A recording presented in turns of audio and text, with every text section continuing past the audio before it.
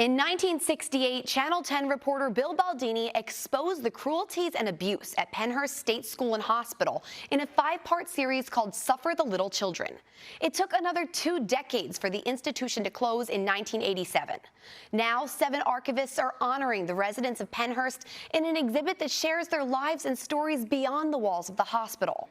I talked to 2 members of the project ahead of the premiere of File Life: We Remember Stories at Pennhurst. Are you happy that you're not in Pennhurst no more? Now you got staff and you got supervision and you make your own decisions? Yes, I'm more happy than I've ever been. Can a file ever contain a life? That's the question posed by a new interactive multimedia installation called File Life: We Remember Stories of Pennhurst. Originally, Pennhurst was meant to be a flagship institution for the state, a place where people could send their children to get the best possible care. But Pennhurst's history shows us that that quickly changed. Pennhurst State School and Hospital opened in 1908 as one of the largest institutions in Pennsylvania for people with intellectual and developmental disabilities. An estimated 10,000 people lived there before it was shut down in 1987 after years of overcrowding and patient abuse. The institution and lawsuit that forced it to close played a pivotal role in disability civil rights history. When we talk about Pennhurst, sometimes we forget about the individual humans who live there.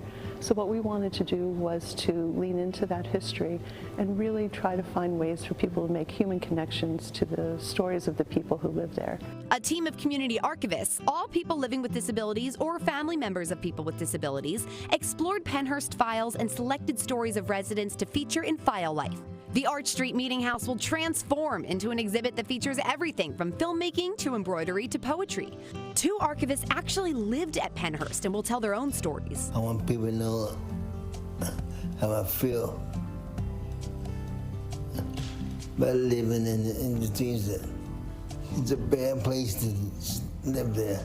Jonathan Atiencia is a disabilities advocate and a community archivist who studied a resident named Clarence, an Army veteran who successfully escaped from Pennhurst. He had the similar experience I went through as a teenager. He was disobeying his parents and they punished him like going to Pennhurst. Like, to me, when I read his file, like, it doesn't say he have a disability or an intellectual disability.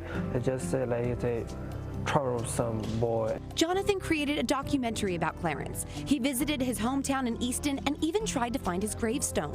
I learned so much from him and like how he inspired himself to advocate for himself, but also like to move on with his life, like to have a better future for himself.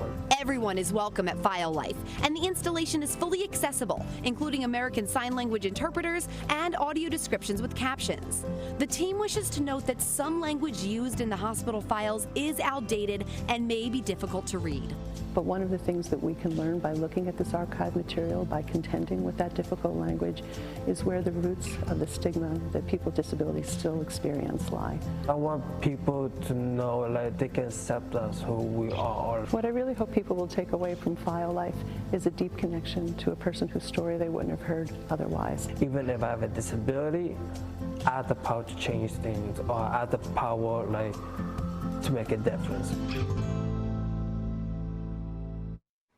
File Life is a limited-time engagement that opens tomorrow and runs through Sunday at the Arch Street Meeting House in Old City. There is no admission fee, but ticket reservations are strongly encouraged. We have a link to register for tickets in the Philly Live section of NBC10.com. Anya, back to you.